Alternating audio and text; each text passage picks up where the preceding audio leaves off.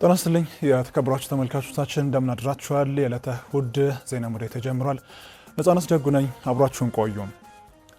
እንደ ሀገር የሚነሱ ችግሮችና ለመግባባቶች ለመፍታት የሃይማኖት ተቋማት ከመንግስት ጋር በጋራ ሊሰሩ እንደሚገባ የአማራ ክልል ርዕሰ መስተዳድር አረጋ ከበደ ተናገሩ። የመደመር መንግስትና የሃይማኖት ተቋማት ሚና በሚል ሀሳብ ከኢትዮጵያ ኦርቶዶክስ ተዋሕዶ ቤተክርስቲያን የሃይማኖት አባቶች ጋር ውይይት ተካሂዷል። ካሳው መንጊ በዝርዝር ይነግረናል።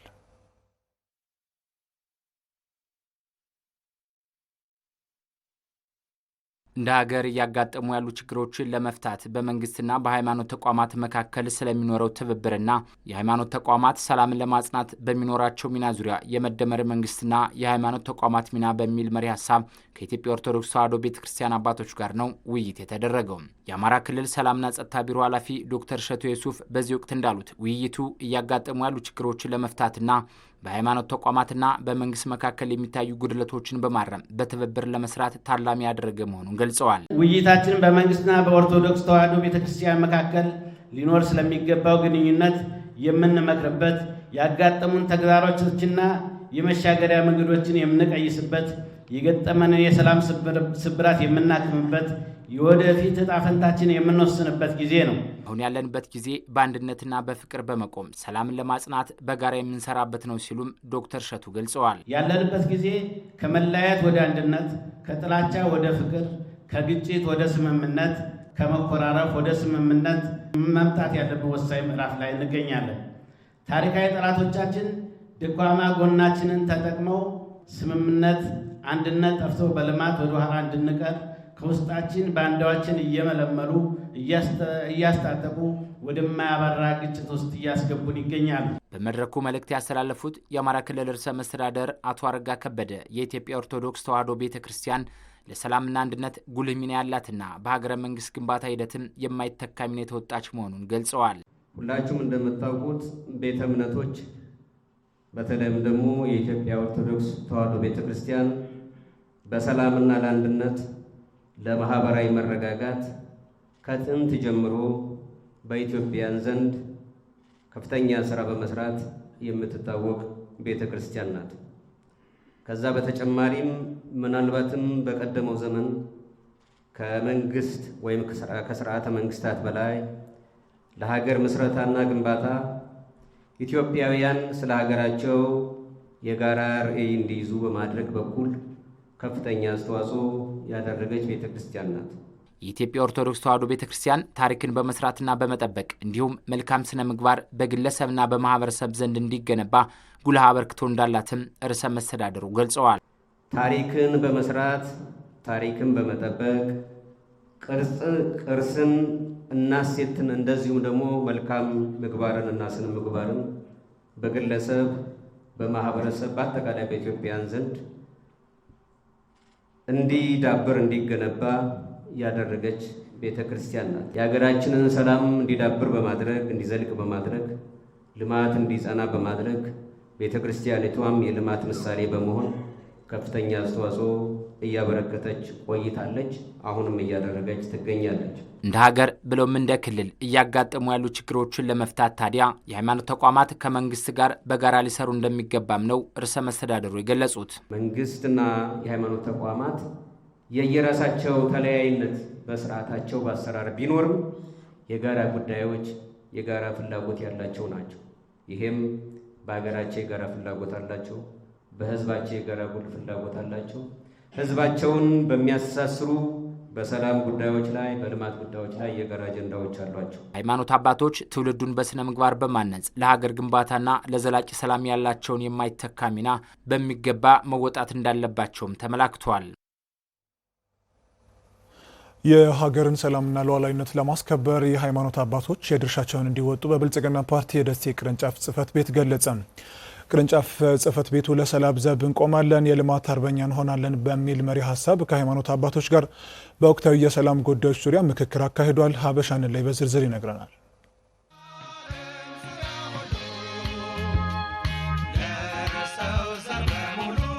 ደሴ ከተማ አስተዳደር ከሃይማኖት አባቶችና የሀገር ሽማግሌዎች ጋር ውይይት አካሂዷል። በመድረኩ የተገኙት የሃይማኖት አባቶችና የሀገር ሽማግሌዎች መንግስት ስለ ሰላም የሄደበት ርቀት እጅግ የሚያስመሰግነው ነው ብለዋል። ሰላም የሁሉንም አካል ትብብርና ትጋት የሚጠይቅ መሆኑን ያነሱት አስተያየታቸውን የሰጡ የሃይማኖት አባቶች ከማንምና ከምንጊዜውም በላይ ስለ ሰላም ኃላፊነታቸውን እንደሚወጡ ተናግረዋል። ልማት የሚለማው ለፍጥረታት ነው። ፍጥረታት ደግሞ የሚኖሩት በሰላም ነው አይደለ? ሁኔታው ይሄ ነውና ሰላም ከሌለ አይደለም የሰው ልጅ እንስሳት አራዊት አይኖሩምና ስለ ሰላም አበክረን መናገር መስበክ ስራችን ነው። እዚህም እንሰራለን፣ በየቤተ ክርስቲያናችን መድረክ ላይ እንሰራለን። ለሰላሙ ሁላችንም ተባብረን አገር ከፈረሰ አገር ከተበላሸ መኖር አይቻልም። ብዙ ሀገራቶችን አይተናል። ብር አላቸው፣ ሁሉ ነገር አላቸው።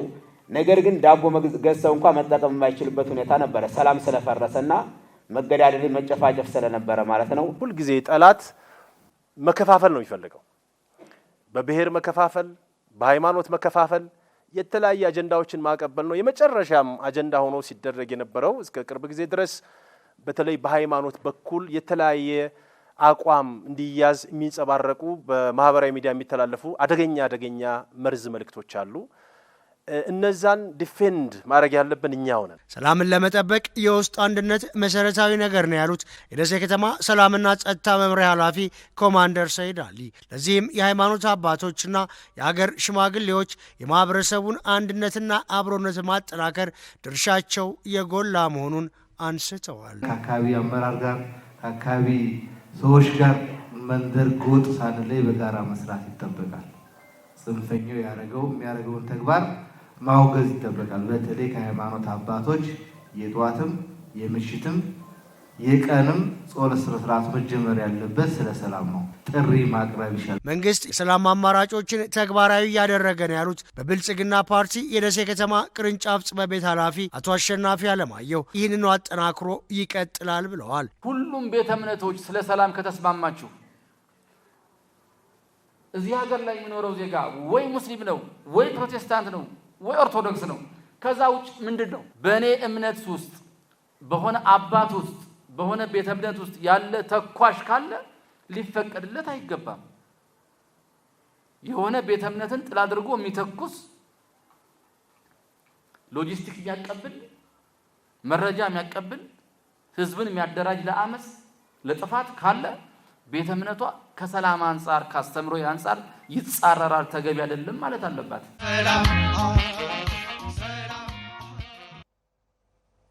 በሰሜን ወሎ ራያ ህዝባዊ ሰልፍ ተካሂዷል። በሰሜን ወሎ ዞን ቆቦ ከተማ የመምረጥና የመመረጥ መብትን የሚጠይቅ ህዝባዊ ሰላማዊ ሰልፍ ነው የተካሄደው። ህዝባዊ ሰላማዊ ሰልፉ የመምረጥና የመመረጥ መብትን ህገ መንግስታዊ መብታችን ነው በሚል መልእክት ነው የተካሄደው። በህዝባዊ ሰላማዊ ሰልፉ የራያ አላማጣ፣ ራያ ባላ፣ አላማጣ ከተማ፣ ኮረም ከተማና የኦፍላ ወረዳ ነዋሪዎች ተሳትፈዋል ተብሏል። ከሰሜን ወሎ ዞን ኮሚኒኬሽን የተገኘው መረጃ እንደሚያመለክተው ሰልፈኞቹ የኢትዮጵያ ብሔራዊ ምርጫ ቦርድ በሰባተኛው ጠቅላላ ምርጫ እንዲሳተፉ ያስቀመጠውን ውሳኔ ተግባራዊ እንዲሆን የሚደግፍና የሚጠይቅ እንደሆነም ተገልጿል።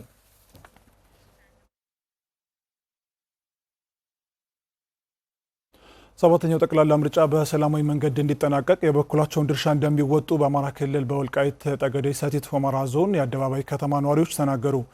የኢትዮጵያ ብሔራዊ ምርጫ ቦርድ የዞኑ ህዝብ በምርጫው እንዲሳተፍ ውሳኔ ማሳለፉን ተከትሎ በቃብቲያ ሁመራ ወረዳ አደባባይ ከተማ የድጋፍ ሰልፍ ተካሂዷል። አምሳሉ አሞኘ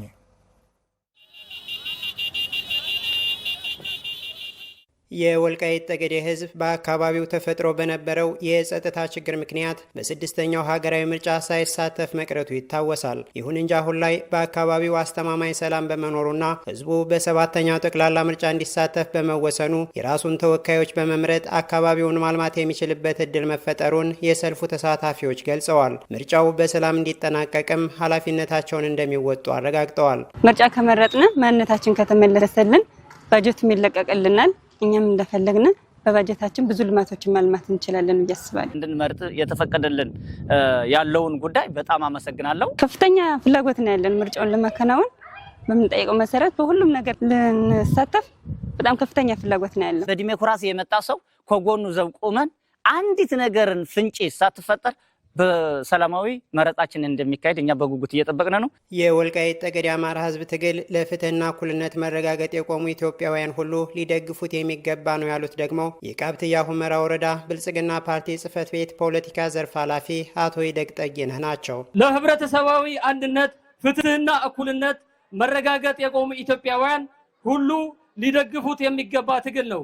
በየደረጃው ያሉ የመንግስትና የህዝብ ተቋማትም ይህንን እውነት ከግምት ውስጥ ያስገባ እንቅስቃሴ ማድረግ ይጠበቅባቸዋል። ትናንት የወልቃይት ጠገዴ የአማራ ማንነት ወሰን አስመላሽ ኮሚቴ ህግና ህገ መንግስትን መሰረት አድርጎ ሲታገል እንደቆየ ሁሉ ዛሬም ህግን ተከትለን እየታገል እንገኛለን። የሰልፉ ዋና ዓላማ የዞኑ ህዝብ በምርጫ እንዲሳተፍ የተሰጠውን ውሳኔ ለማመስገንና ቀሪ ጥያቄዎችንም በሰላማዊ መንገድ ለማቅረብ መሆኑን የወረዳው ዋና አስተዳዳሪ አቶ ክብራብ ስማቸው አስረድተዋል። የፌዴሬሽን ምክር ቤት የወሰነው ለፌዴራል ተወካይ ወልቃይት ጠገዴ ሰቲት ሁመራ ዞን መምረጥ አለበት ብሎ ስለፈቀደ እሱን ለማመስገን ነው።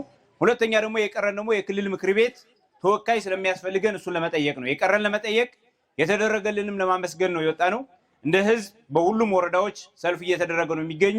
በሰልፉ ላይ ከተስተጋቡ መፈክሮች መካከል መምረጥና መመረጥ ህገ መንግስታዊ መብታችን ነው፣ በኢትዮጵያዊነታችንና በአማራነታችን አንደራደርም፣ መከላከያችን የኢትዮጵያ የህልውና ዘብ ነው የሚሉት ይገኙበታል።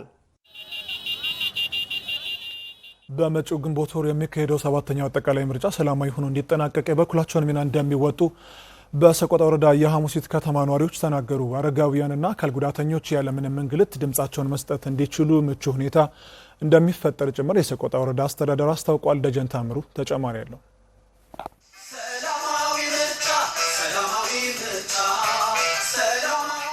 ኢትዮጵያ በመጪው ግንቦት ወር ለምታካሄደው 7ኛው አጠቃላይ ሀገራዊ ምርጫ ዜጎች የሚመራቸውን መንግስት በድምጻቸው ለመምረጥ በዝግጅት ላይ ይገኛሉ። በዋግምራ ብሔረሰብ አስተዳደር የሰቆጣ ወረዳ ሐሙሲት ቀበሌ እናቶችም ምርጫውን ሰላማዊ ሆኖ እንዲጠናቀቅ የበኩላቸውን ሚና ለመወጣት ድምጻቸውንም ለመስጠት መዘጋጀታቸውን ተናግረዋል። እኛ ሴቶች ሰላምን እንፈልጋለን። ወጥቶ መግባትን፣ ሰርቶ መብላትን፣ ለልጆች ማስተማርን እንፈልጋለን። ስለዚህ አሁን ያለው ምርጫ እየተቃረበ ስለሆነ እኛ የምንፈልገውን መንግስት ለሴቶች የሚል መንግስት አቋቁመን ምርጫን እንዲካሄድ እንፈልጋለን ማለት ነው። የደረሰች ልጅ አለች። እሷን ምርጫን እንድመርጥ ካርዴን እንዳወጣ እፈልጋለሁ። ምርጫው በተያዘለት የጊዜ ሰሌዳና በሰላማዊ መንገድ እንዲካሄድ ከማህበረሰብ ክፍል ጋር ውይይት ማድረጋቸውን የሰቆጣ ወረዳ ዋና አስተዳዳሪ አቶ ሚያምረው ጌጤ አስታውቀዋል። በተለይም አካል ጉዳተኞች፣ ሴቶችና አረጋውያን ያለምንም እንግልት በሰዓቱ ድምጻቸውን መስጠት እንዲችሉ አስፈላጊው የቅድመ ዝግጅት ስራ መከወኑን ጠቅሰዋል። ለማንኛውም ሰው ግልጽ በሆነ መልክ፣ ፍትሃዊ በሆነ መልክ አስፈላጊ ነገሮችን በሙሉ አሟልቶ እንዲያቀርብ የቅስቀሳዎችንም መድረኮችንም እያመቻቸን ነው ያለነው። የምርጫ ሂደት የዜጎችን የጋራ ተሳትፎ የሚጠይቅ ተግባር መሆኑን የገለጹት ደግሞ የብሔረሰብ አስተዳደሩ ምክትል አስተዳዳሪና የኢንዱስትሪና ኢንቨስትመንት መምሪያ ኃላፊ አቶ ሹመት ጥላሁን ናቸው። እንደ ብሔረሰብ አስተዳደርም አስፈላጊው የቅድመ ዝግጅት ስራ መጠናቀቁንም ገልጸዋል። አጠቃላይ የምርጫ ስራ ግን ብዙ ባለድርሻ አካላትን የሚያሳትፍ በሆኑ በተለይ ሰላምን በመጠበቅና በማጽናት ማህበረሰቡ የሰላሙ ባለቤት ሆኖ የአካባቢውን ሰላም እንዲያረጋግጥ የሚያስችል ስራዎች እየተሰሩ ነው የሚገኙት፣ ማህበረሰቡን ባሳተፈ መልኩ ማለት ነው። ምርጫው ተአማኒና አሳታፊ እንዲሆን ማህበረሰቡ የአካባቢውን ሰላም በትጋት እንዲጠብቅም አቶ ሹመት አሳስበዋል።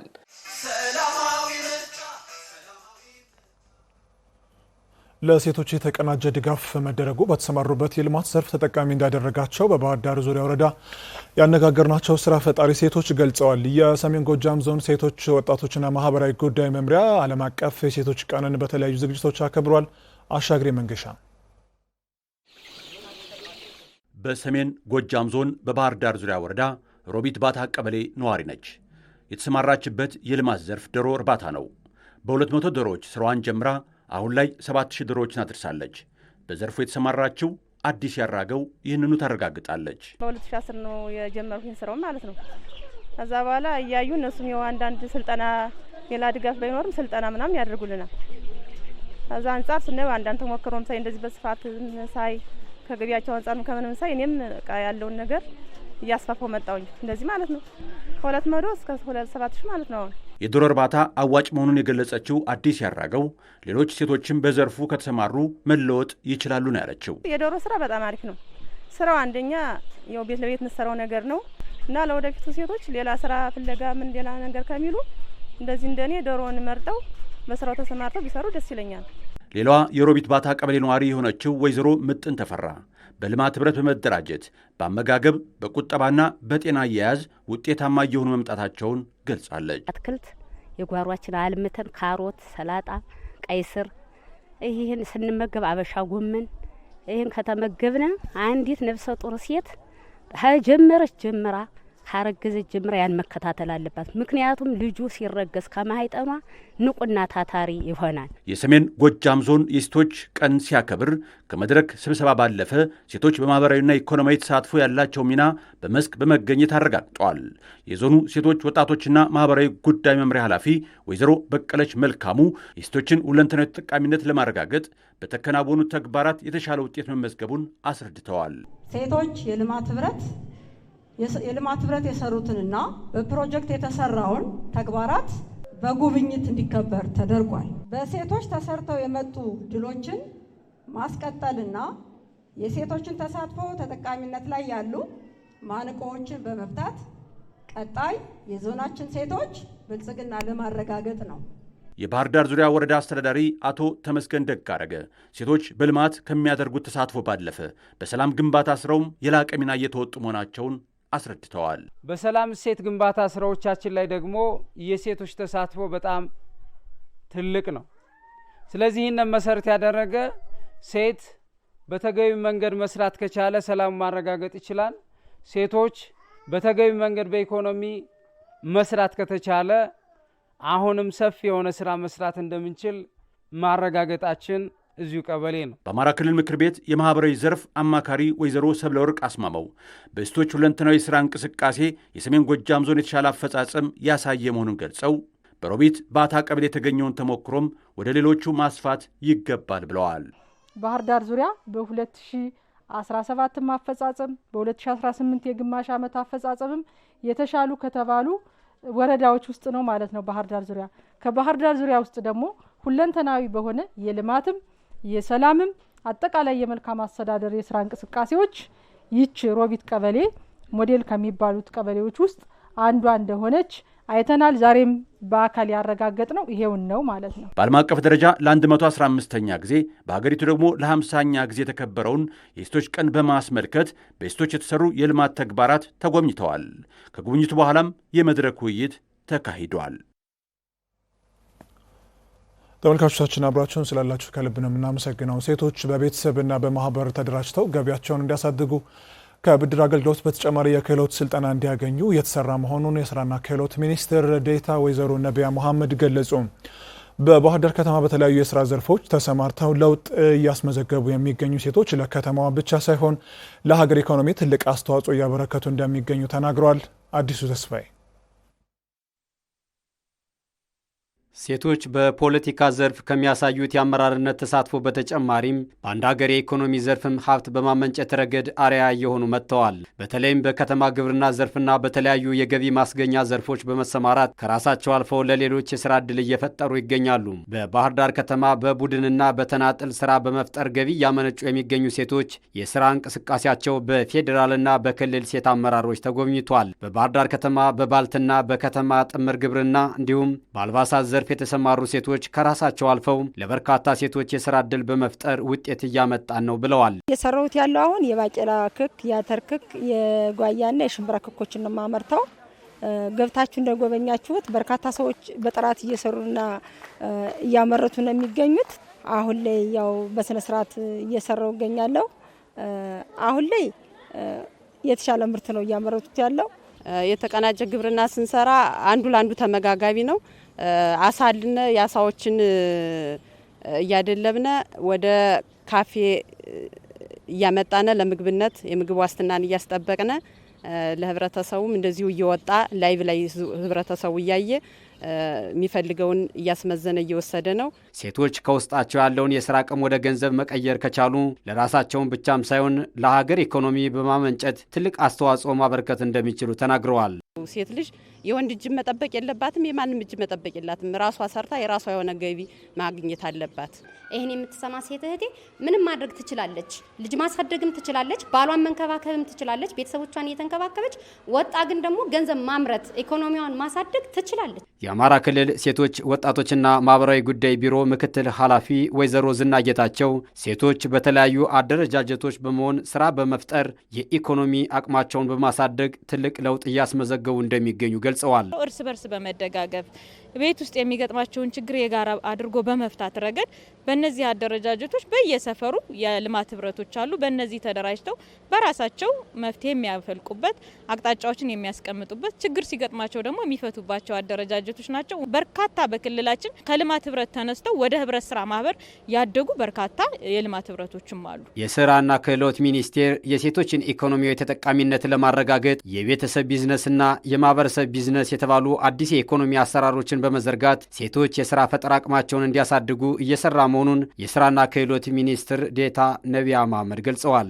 ለብዙ ወጣት ሴቶች የስራ እድል የፈጠሩበት የግብርና ምርት ስራ ላይ የተሰማሩ በተለይ በእንስሳት ሀብት ልማት ላይ የከተማ ግብርናን የሰሩ በራሳቸው እኛ አሁን እንደ ስራና ክህሎት ሚኒስቴር የሚፈጠሩ የስራ እድሎች የፋሚሊ ቢዝነስ፣ የቤተሰብ ቢዝነስ እና የማህበረሰብ ቢዝነስ ብለን የጀመርናቸው ስራዎች አሉ።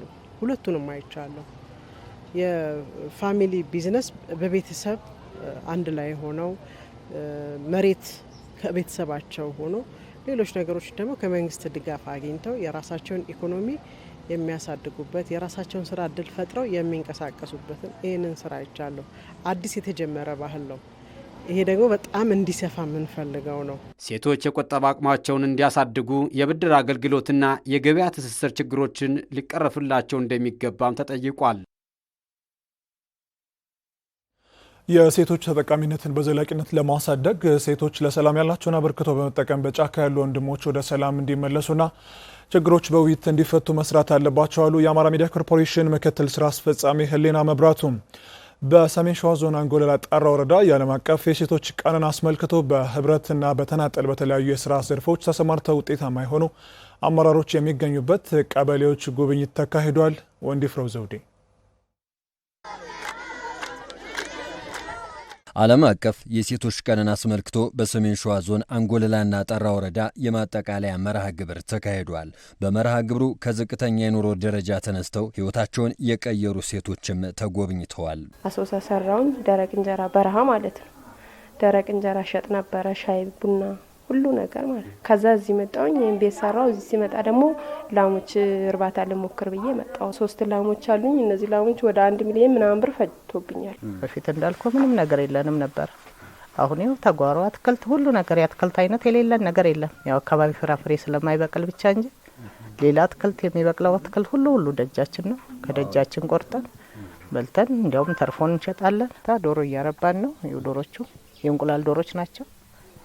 ያው እንቁላል እየሸጥን እንጠቀማለን። ሰሜን ሸዋ ዞን ሴቶች ወጣቶች ማህበራዊ ጉዳይ መምሪያ ኃላፊ የሆኑት ወይዘሮ የሮምነሽ ጋሻውጣና ሴቶች በኢኮኖሚ ውጤታማ እየሆኑ መምጣታቸውን ገልጸዋል። እንዳያችሁት ጎልባ ቀበሌ ላይ ከ30 በላይ አባወራና ሴቶች ያሉበት መንደር ላይ በርካታ ሴቶች በተለይም በኢኮኖሚ በልጽገው ስርዓተ ምግብ በጓሯቸው አትክልት እያመረቱ ቤተሰቦቻቸውን የሚመግቡበት የሌማት ትሩፋት የእንስሳት ሀብት ተዋጽኦ የሚጠቀሙበትና በምርትና ምርታማነትም የጎላ ተሳትፎ ያላቸውን በናሙናነት ጎብኝተናል። ቀጣይም ለብዙ ወረዳዎችና ቀበሌዎች ማስፋትና ወደ ሌሎች ተግባራዊ እንዲሆን እዚህ የመጣችሁ ታዳሚዎች ይህንን ስራ ማስፋት አለበት። የአማራ ክልል ንግድና ገበያ ልማት ምክትል ቢሮ ኃላፊ የሆኑት አትክልት ሀሳቢም በወረዳው በአንጎለላና ጣራ ወረዳም የተሻለ ተሞክሮ ማየታቸውንም ተናግረዋል። 50ኛ ዓመታችን ያው ለየት የሚያደርገው አንጎለላ ጣራ ወረዳ በሴፍትኔት ስትረዳ እንደቆየች ከ20 ዓመት በላይ ሴፍትኔት ተጠቃሚ የነበረች አሁን ግን በጀግኖች መሪዎቿ ይህን ታሪክ የተቀየረበትን ሁኔታ ተዘዋውረን አይተናል።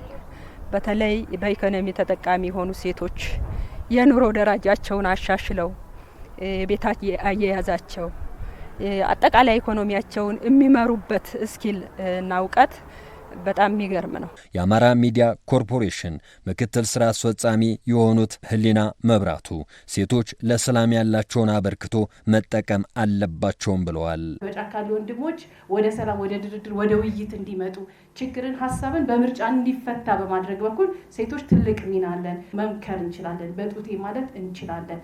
እስካሁን ድረስ የፈሰሰው ዋጋ ከዚህም ከዛም የፈሰሰው ደም የኛው ወንድሞች የኛው ልጆች ስለሆነ አይደል ሀዘናችን ቅጣቷል እውነት ለመናገር ስለሆነ ይሄ ከዚህ ለመሻገር የምንችለው ሰላማዊ ምርጫ ማስቀጠል ስንችል ነው። ህዝበ ክርስቲያኑ የአብይ ጾምን በመደገፍና በጎ ተግባራትን በማከናወን ሊያሳልፈው እንደሚገባ የሃይማኖት አባቶች ይመክራሉ። ዘጋቢያችን በለጠ ጥላውን ህዝበ ክርስቲያኑ ጾሙን እንዴት ሊያሳልፍ እንደሚገባ ከሃይማኖት አባቶች ጋር ቆይታ አድርጎ ተከታዩን ዘገባ አጠናክሯል። ተከታትለን እንመለስ።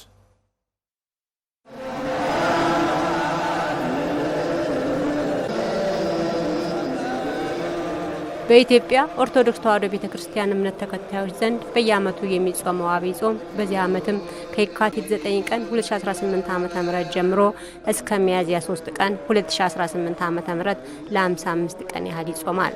ጾም ማለት መከልከል፣ መተው ማለት መሆኑን የገለጹት በኢትዮጵያ ኦርቶዶክስ ተዋሕዶ ቤተክርስቲያን በባህር ዳር አህጉረ ስብከት የሰንበት ትምህርት ቤቶች ማደራጃ መምሪያ ክፍል ኃላፊ መጋቢ ሚስጥር ሙሉቀን ቁምላቸው ህዝበ ክርስቲያኑ የአብይ ጾምን ከመጥፎ ነገሮች ተከልክሎ በጎ ተግባራትን በመተግበር እንዲያሳልፈው አሳስበዋል። በዚህን ጊዜ ክርስቲያኖች ሊያደርጉት የሚገባ ከምግብ ብቻ መከልከል ሳይሆን ከክፋት፣ ከበቀል፣ ከቂም በሰው ላይ ትልቅ 3 ነገሮች መጥፎ ነገሮች አሉ።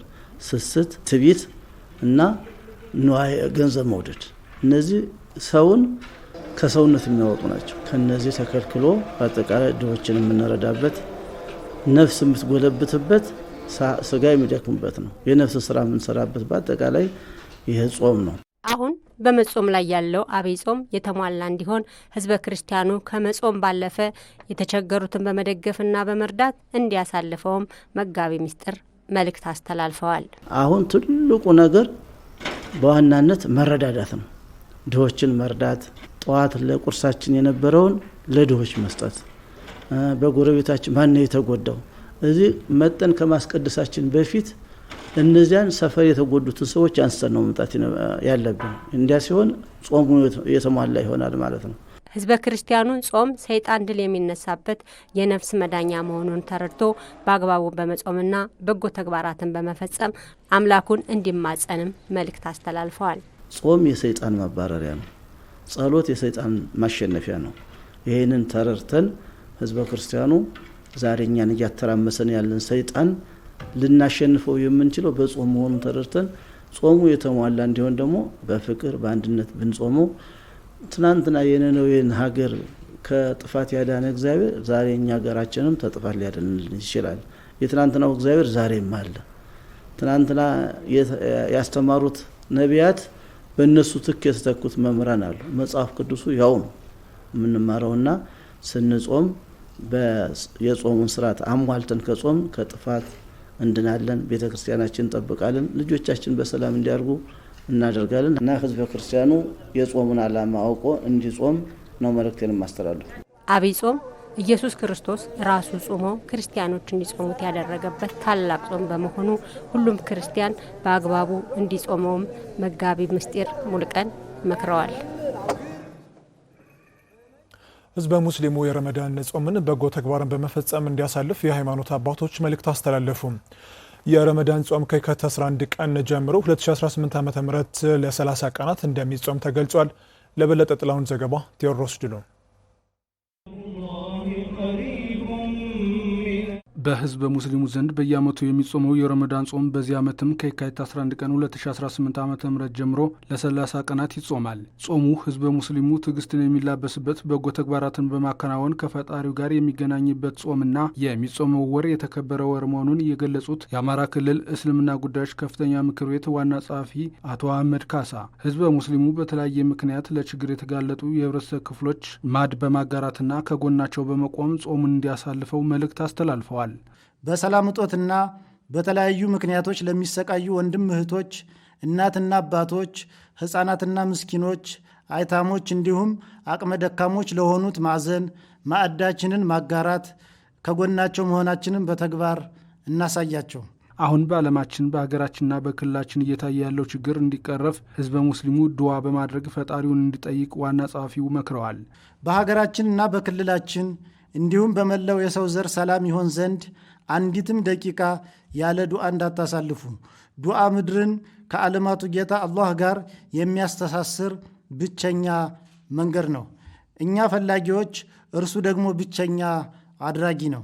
ሮመዳን ያለው ለሌለው እንዲያካፍል የሚያስገድድ ጾም በመሆኑ ህዝበ ሙስሊሙ ጾሙን የተቸገሩ ወገኖችን በማሰብ ማሳለፍ እንዳለበት ያሳሰቡት ደግሞ የአማራ ክልል እስልምና ጉዳዮች ከፍተኛ ምክር ቤት ምክትል ፕሬዚዳንት ሼህ መሐመድ ኢብራሂም ናቸው።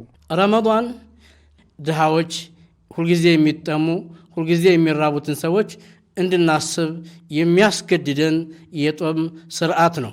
በመሆኑም ራሳችንን ወደ ጌታችን ተወብተን አጽርተን ከቂም፣ ከግለልተኝነት፣ ከዘረኝነት፣ ከቂመኝነት ራሳችንን ገተን ለጌታችን ቅርብና ወዳጅ ሆነን መቀጠል እንዳለብን እናሳስባለን። የረመዳን ወር ህዝበ ሙስሊሙ የተለያዩ በጎ ተግባራትን በመፈጸም ከፈጣሪው የሚገናኝበት ጾም መሆኑን ያስረዱት የአማራ ክልል እስልምና ጉዳዮች ከፍተኛ ምክር ቤት ፕሬዚዳንት ሼህ ኑረዲን ቃሲም ህዝበ ሙስሊሙ ዱዓ በማድረግ ወሩን በአግባቡ እንዲጠቀምበት መክረዋል። የረመዳን ወር ጾም ሲያደርሰን ሁላችንም በደስታ ልንቀበለው፣ በጥሩ መንፈስ በዝግጅት ልንቀበለው እንደሚገባ ምንም ጥርጥር የለውም። ስለዚህ ይሄንን ወር በተለያዩ የዒባዳ አይነቶች ልናሳልፈው ይገባል። ጾሙ እንዳለ ሆኖ በድሆች ላይ በማብላት በማጠጣት ከጎናቸው በመቆም በማልበስ ውጤታማ ሆነን እንድንወጣ መታገል ይጠበቅብናል።